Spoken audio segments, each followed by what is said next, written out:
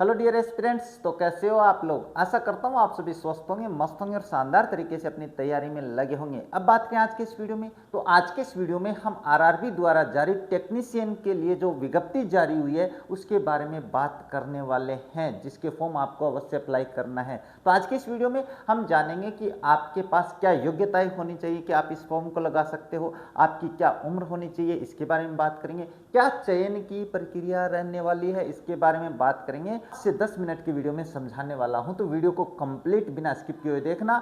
आप घर बैठे अपने इस फॉर्म को अप्लाई कर सकते हो। तो ज़्यादा समय नहीं लेते, शुरू करते अपने आज का ये वीडियो। और वीडियो में हम बात करने वाले हैं, पहले हम जानेंगे कि कितने पद आए हैं, क्या योग्यताएं होनी चाहिए, क्या इसके नियम है, वो सारी बातें मैं 3 से 4 मिनट में समझाने वाला हूं। इसके बाद में हम 2 से 3 मिनट में कंप्लीट प्रोसेस समझ लेंगे और आप घर बैठे अपने फॉर्म को अप्लाई कर सकते हो, कहीं जाने की आवश्यकता नहीं है। तो ए टू जेड बातें हैं, यानी कंप्लीट प्रोसेस है वो मैं समझाने वाला हूं। तो आपके पास क्या है, अपने पास ये जो प्रोसेस है, ये जो विज्ञप्ति जारी की है वो किसने जारी की है भाई, ये जारी हुई है रेलवे। अपने पास क्या है, railway recruitment board, railway recruitment board यानी आरआरबी के द्वारा जारी की गई है। नोटिफिकेशन जारी हुआ है।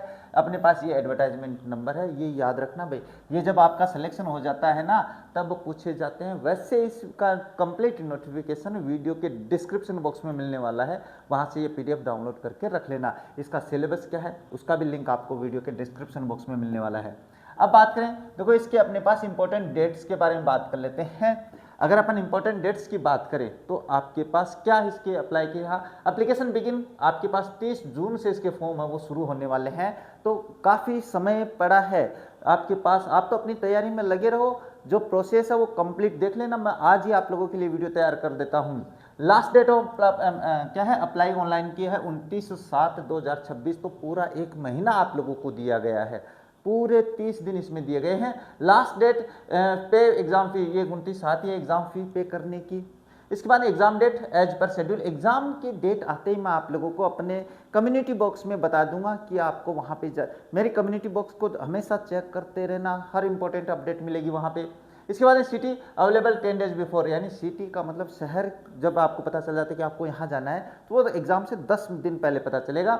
एडमिट कार्ड है वो 4 दिन पहले जारी हो जाएंगे अपने इस एग्जाम के लिए। अब थोड़ी सी फीस के बारे में बात कर लेते हैं। तो देखो, जनरल, ओबीसी और ईडब्ल्यूएस के लिए 500 रुपये रखें, ज़्यादा नहीं है। आपको एग्जाम फीस है वो बिल्कुल पे करके ये फॉर्म अप्लाई करना है अवश्य। SC ST के लिए जो अपने पास क्या है कि अपने रिजर्वेशन में, तो उनके लिए 250 रुपये रखें, 250 रुपये। और PH हैंडीकैप की बात करें, PH का मतलब फिजिकल हैंडीकैप जिसमें दिव्यांग बोलते हैं, उनके लिए भी 250 रुपये रखे हैं। इसके बाद after appear the stage first exam unreserve OBC and fee refund 400 rupees, यानी कहने का मतलब जब आप प्री एग्जाम में वहाँ पे इंटर हो जाते हो, एग्ज़ाम दे देते हो, उसके बाद में आपको 400 रुपये है वो रिफंड हो जाते हैं। अगर एग्ज़ाम देने नहीं जाओगे तो आपके पैसे वापस नहीं आएंगे। तो इसका मतलब है आपके पास इस एग्ज़ाम के केवल 100 रुपये हैं वो पड़ रहे हैं, तो कोई ज़्यादा बड़ी बात नहीं है। अच्छा, इसके बाद SC ST के पूरे रिफंड हो जाएंगे भाई, 250 रुपीज़ है वो रिफंडेड है। लेकिन एग्ज़ाम में इंटर होने के बाद में, ऐसे नहीं है कि आपने फॉर्म अप्लाई कर दिया एग्ज़ाम देने नहीं गए तो उसके लिए नहीं है भाई। इसके बाद में क्या है, पे द एग्जामिनेशन फी थ्रू। अच्छा, आप कैसे पे कर सकते हो, तो देखो आप अभी तकनीकी के युग में हैं तो कहीं ई कियोस्क पे जाने की आवश्यकता नहीं है, ई मित्र पे जाने की आवश्यकता नहीं है। आप क्या कर सकते हो, ई चालान बना सकते हो, डेबिट कार्ड का प्रयोग कर सकते हो, ये सभी के पास है। क्रेडिट कार्ड का प्रयोग कर सकते हो और नेट बैंकिंग का प्रयोग कर सकते हो। तो मेरे हिसाब से सभी के पास ATM कार्ड है तो उसे करवा देना, तो ज़्यादा अपने पास समय नहीं लगेगा। इसके बाद देखो बात करें आगे, तो अपने ये क्या है, रिक्रूटमेंट के लिए एज क्या है इस भर्ती के लिए। इस भर्ती के लिए उम्र आपको जानना जरूरी है कि आपके जो एज काउंट होगी भाई, वो जो एज काउंट होगी वो 1/7/26 को होगी। 1/7/26 से आपकी डेट काउंट होगी और आपके पास 18 ईयर जो है वो कम से कम आपके पास उम्र होनी चाहिए। कम से कम 18 साल है होनी चाहिए और मैक्सिमम आपके पास 30 साल होनी चाहिए। फॉर टेक्नीशियन ग्रेड 3 की बात कर रहा हूँ। अगर मैं बात करूं तो maximum age 4 years for the technician grade first signal वाला जो फर्स्ट ग्रेड टेक्नीशियन है उसके लिए 33 साल रखी गई है। अब आप कहोगे सर हमारी तो उम्र ज़्यादा हो गई है, तो आप अगर कैटेगरी में आते हो जिसमें आपको छूट मिलती है, तो इस जो अपने पास रिक्रूटमेंट के लिए विज्ञापन जारी हुआ उसमें सारी बात बताई गई है कि आपको कितनी छूट मिल सकती है और कब वो जो छूट है वो मिलेगी। इसके लिए आपको कंप्लीट नोटिफिकेशन है वो डाउनलोड कर लेना है। ये हो जाती है एज से संबंधित। इसके बाद में टोटल पोस्ट की बात करते हैं। देखो, अगर टोटल पोस्ट बात करें तो 6,565 रखा है। टोटल पोस्ट आ जाती है ये, यानी 6,565।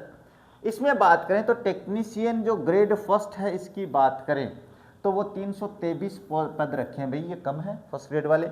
इसके लिए आपके पास क्या क्वालिफिकेशन होनी चाहिए, ये थोड़ी सी बात करते हैं। देखो, आपके पास जो क्वालिफिकेशन है वो ये है। इसके बारे में एक छोटी सी बात करते हैं। देखो, टेक्नीशियन के बारे में हाँ, देखो, bachelor degree of science in physics, electronics, computer science, ये तो डिग्री होनी चाहिए। इंफॉर्मेशन टेक्नोलॉजी और इंस्ट्रूमेंटेशन, यानी ये डिग्री आपके पास होनी चाहिए।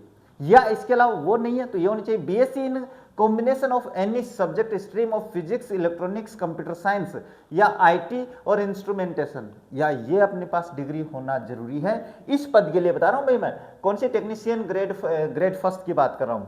अगर मैं इसके अलावा ये भी नहीं है तो आपके पास बैचलर ऑफ इंजीनियर होना चाहिए, बीटेक होना चाहिए, बैचलर ऑफ टेक्नोलॉजी होना चाहिए, 3 years engineering polytechnic diploma in above basic stream, यानी कहने का मतलब अगर आपके पास 3 साल वाली पॉलिटेक्निक है, 3 साल की होती है पॉलिटेक्निक, अगर वो है आपके पास तो आप अप्लाई कर सकते हो। इसके अलावा आपके पास जो एलिजिबिलिटी है उसके लिए आप बाकी देख सकते हो। वैसे आपके पास ये मुख्य होना जरूरी है, अन्यथा आप अप्लाई नहीं कर पाओगे भाई।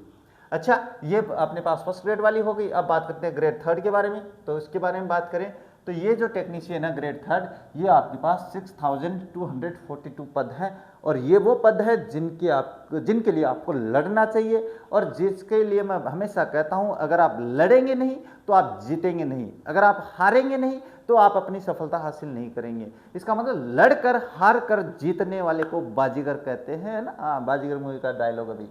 इसके बाद है क्लास 10th विथ ITI से सर्टिफिकेट फ्रॉम NCVT और SCVT, ये मैंने बता दिया है आप लोगों को पिछली बार। इन रिलेटेड ट्रेड ब्रांच, यानी कहने का मतलब है अलग अलग ब्रांच के पद हैं तो आपके पास ये होना जरूरी है, ITI का सर्टिफिकेट होना है।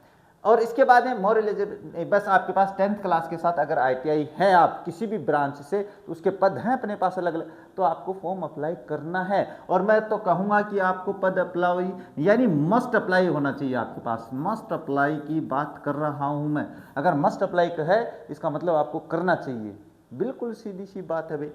अब इसके बाद में आगे देखते हैं कुछ और, अगर पद का डिवाइडेशन दिया हुआ है तो कोई बात नहीं है। बाकी ये जो कागजात है ये मैं बता दूंगा अपनी प्रोसेस में। इसके बाद में आपके पास, चलिए हाँ ये छोड़ देते हैं, बाकी ये सारे जो लिंक वगैरह है ना ये आपको मेरे वेबसाइट पे मिल जाएंगे, मेरे वीडियो के डिस्क्रिप्शन बॉक्स में मिलने वाले हैं। तो आपको कहीं जाने की आवश्यकता नहीं, वीडियो के डिस्क्रिप्शन बॉक्स में जाना, आपको वहाँ पे अपनी कंप्लीट प्रोसेस है वो मिलने वाली है। तो ये तो हो जाती है अपनी छोटी सी बात, किसको आपको ध्यान में रखनी है। अब देखो बात करते हैं आपके पास उस प्रोसेस के बारे में जो कि आपको फॉर्म अप्लाई करते समय याद रखनी है, या आप अपना फॉर्म घर बैठे कैसे कर सकते हो इसके बारे में भी जानकारी ले लेते हैं। अब आपके पास देखो जो इम्पोर्टेंट बातें हैं वो क्या ध्यान में रखनी है। सबसे पहले तो मैं एक बात बता देता हूँ कि आपको जो जो बातें ध्यान में रखनी है वो एक बार थोड़ी सी समझ लो, जिससे क्या है कि आप गड़बड़ी नहीं कर दो। आवेदन करने से पहले ऑफलाइन नोटिफिकेशन को ध्यान से पढ़िए। ये ऑफलाइन नोटिफिकेशन है, आपको वीडियो के डिस्क्रिप्शन बॉक्स में मिलने वाला है। केवल एक जो आवेदन है एक बार ही आवेदन करना आप लोगों को, एक ही बार। मल्टीपल फॉर्म भरने पर रिजेक्ट किया जा सकता है। आवेदन शुल्क का भुगतान सफल होने के बाद ही फॉर्म सबमिट होगा, ये बात ध्यान में रखना, यानी जो मैंने बताया है। अंतिम रूप से सबमिट करने के बाद एप्लीकेशन PDF जरूर डाउनलोड कर ले, ये मैं सारी प्रोसेस बताने वाला हूँ कहाँ से डाउनलोड होगी। इसके बाद देखो आपके पास जो इम्पोर्टेंट डेट है वो मैंने बता दी है। ये आपके पास जो क्या है ऑनलाइन लास्ट डेट अपने बिगिनिंग है और लास्ट डेट है, और बाकी सारी जो बातें मैंने बता दी है। अब आपके पास डॉक्यूमेंट्स में एक तो आधार कार्ड होना जरूरी है। इसके बाद में आपके पास पासपोर्ट साइज फोटो ये भी चाहिए कि आपको, ये जो कागजात है ना ये आपको डॉक्यूमेंट्स है वो तैयार रखने हैं।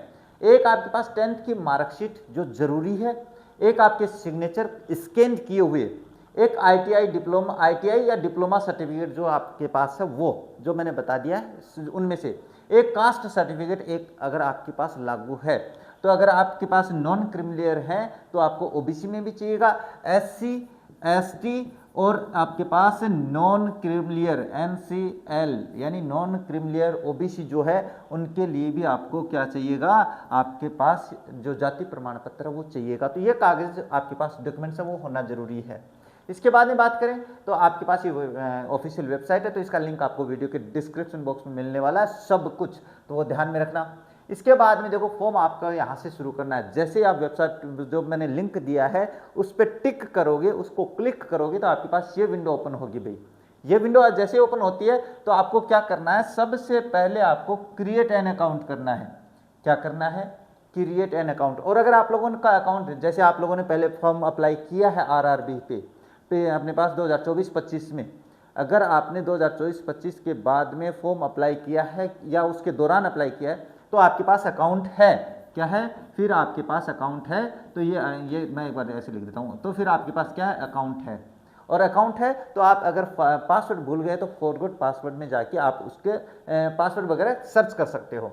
तो इसके ये करने के बाद में अगर आपके पास अकाउंट है तो आप लॉगिन कर देना, और नहीं है तो पहले आपको क्रिएट अकाउंट करना है। क्रिएट अकाउंट के बाद में आपको लॉगिन पे आना है, और लॉगिन पे आने के बाद में क्या है, देखो क्रिएट अकाउंट और रजिस्ट्रेशन। तो सबसे पहले आपको अपना नाम भरना है। जैसे आप यहाँ पे अपना नाम भरोगे मोबाइल में, बिल्कुल सीधी सी बात है, नाम भर लेना है यहाँ पे। इसके बाद में आपके मोबाइल नंबर जिस पे आपके पास ओटीपी आएगा। इसके बाद में आपके पास वैलिड ईमेल आईडी होना जरूरी है। वैलिड ईमेल आईडी का मतलब जिस पे आपने अपने मोबाइल में दे रखी है वो लगा दो, बिल्कुल बहुत ही शानदार तरीके से काम करेगी, क्योंकि उसके पासवर्ड वगैरह सब कुछ याद है। इसके बाद में आपको अपनी डेट ऑफ बर्थ भरनी है, और इसके बाद में आपको अपना आधार नंबर भरना है, और ये जो बॉक्स दिख रहा है इस पर टिक करते हुए सेंड ओटीपी कर देना है। जो रजिस्ट्रेशन है वो हो जाएगा। इसके बाद में देखो वेरीफाई ओटीपी कर लेना है। ओटीपी वेरीफाई करने के बाद में आपके पास यहाँ से कैंडिडेट लॉगिन में दोबारा करना है। आपने वो है क्या है, यहाँ पे आपके पास यूज़र नेम, जो आपकी ईमेल आईडी है ना वो आपका यूज़र नेम हो जाएगी। यहाँ पे आपके पास जो यूज़र नेम है क्या हो जाएगी, आपने जो ईमेल दी है ना अभी वो ईमेल आईडी आपके पास क्या हो जाएगी, यूज़र आईडी हो जाएगी। जो पासवर्ड है वो आपके पास वन टाइम या ओटीपी द्वारा कर लेना, या फॉरगॉट पासवर्ड पे आके आपको क्या करना है, अपना जो पासवर्ड है वो रीसेट कर लेना है। बस इतना सा काम करना है यहाँ पे।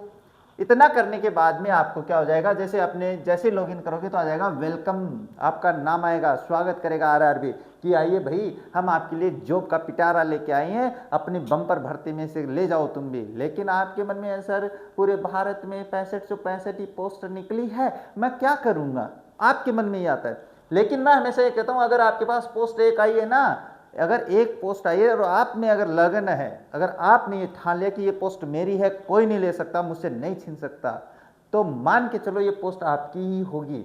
लेकिन आप में ऐसे क्षमता रहती नहीं है ना, आप डर जाते हो। डरना नहीं है, अरे जब तक गिरेंगे नहीं तब तक चलेंगे नहीं, वही बात है। जब तक तोड़ेंगे नहीं तब तक छोड़ेंगे नहीं, वही वाली बात है भाई। इतना करने के बाद में अप्लाई नाउ पे आ जाना। अप्लाई नाउ पे क्लिक करोगे तो उसके बाद में चलिए अपनी जानकारी भरनी होती है। तो आपका नाम है वो पहले से आ जाएगा, आपके फादर का नाम आपको भरना पड़ेगा, फादर का नाम भरेंगे। इसके बाद में आपकी मदर का नेम भरेंगे, और इसके बाद में जैसे आप क्या है, मेल है कि फीमेल है कि कैटेगरी है, और ये आपके पास सारी चीज़ें हैं वो आपको दोबारा भर देनी है।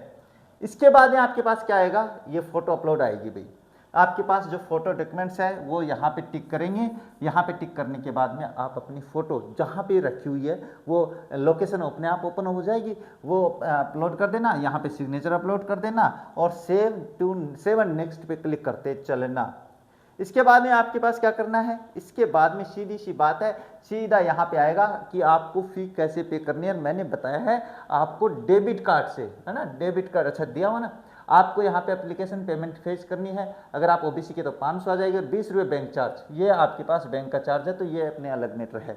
टोटल अमाउंट हो जाएगा 520 रुपये, और अगर आपके पास 250 है तो प्लस 20 और कर देना, 270 हो जाएंगे। इसके बाद में आप बेसिक पेमेंट कैसे करोगे, सेलेक्ट पेमेंट मोड कैसे करोगे, तो आपको डेबिट कार्ड पे क्लिक करना है। किस पे करना है, डेबिट कार्ड पे क्लिक करना है, क्योंकि ये सबसे आसान प्रोसेस होती है, नेट बैंकिंग में नहीं करना है। और उसके बाद में वहाँ पे जैसे ही करोगे टिक, तो यहाँ पे अपने पास सारी डिटेल है वो पेमेंट की आ जाएगी। और इसके बाद में आपको सबमिशन कर देना है, यहाँ पे सबमिट एप्लीकेशन। यहाँ पे एप्लीकेशन जैसे ही सबमिट करते हो आपके पास ये आ जाएगा डाउनलोड PDF और ये डाउनलोड करना जरूरी है, बाद में भी हो जाएगी, चिंता मत करो लॉगिन से। लेकिन आप यहाँ पे इसको डाउनलोड करते ही आपका जो प्रिंट है वो आ जाएगा। क्या आ जाएगा भाई? प्रिंट है, वो अपने पास प्रिंट जो फॉर्म है वो दिखा आ जाएगा और यहाँ पे आपकी जो प्रोसेस है वो कंप्लीट हो जाती है। तो 5 से 10 मिनट में, देखो मैंने 15 मिनट हो गई होगी बस, मैक्सिमम 15 मिनट से ज़्यादा नहीं है।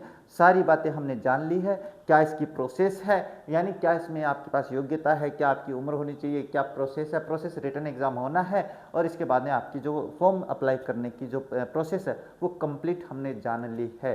तो वीडियो और जानकारी दोनों ही पसंद आई होंगी। अगर आपको वीडियो पसंद आया है तो लाइक और शेयर करना ना भूलें। अगर आप चैनल पे पहली बार आए हो, चैनल अच्छा लगा हो, तो चैनल को सब्सक्राइब करके बेल आइकन को ऑन रखना, ताकि मेरे वीडियोस के नोटिफिकेशन आप लोगों के पास सबसे पहले पहुंच जाए। तो बस इन्हीं शब्दों के साथ आज की इस वीडियो को कंप्लीट करते हैं और मिलते हैं आप लोगों से अपने नेक्स्ट वीडियो में। तब तक देखते रहे हमारा चैनल। जय हिंद, जय भारत।